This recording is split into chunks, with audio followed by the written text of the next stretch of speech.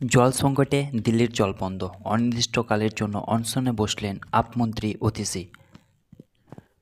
গড়িয়ায় প্রশ্ন ফাঁসের ঘটনায় ধৃত 2 ছাত্র, গাজায় 24 ঘন্টায় নিহত শতাধিক। রাখাইনের সংঘাত, বাংলাদেশে ঢুকতে পারে আরও রোহিঙ্গা।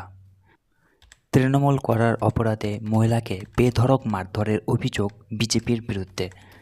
ফের বিহারে ভেঙে পড়ল নির্মীয়মান সেতু, 1 সপ্তাহে ভাঙল 3টি সেতু। নিট দুর্নীতি তদন্তে নেমে গণপিটুনির শিকার সিবিআই। গোটা বিশ্বে 1,81,00,000 শিশু অপুষ্টির শিকার, সবচেয়ে বেশি ক্ষতিগ্রস্ত ভারতবর্ষ। তাপপ্রবাহে গোটা দেশে মৃত্যুর সংখ্যা 54, ওড়িশায় 14 জন মারা গিয়েছে হিট স্ট্রোকে। নিট দুর্নীতি, এনডিএর প্রধানকে সরালো কেন্দ্র, নতুন দায়িত্বে প্রদীপ সিং। সৌজন্য বজায় রেখে মোদী ও শাহকে আম পাঠালেন মমতা ব্যানার্জি। প্রকাশ্যে রাস্তায় মহিলাকে বেধড়ক মার, মধ্যপ্রদেশে ভাইরাল ভিডিও।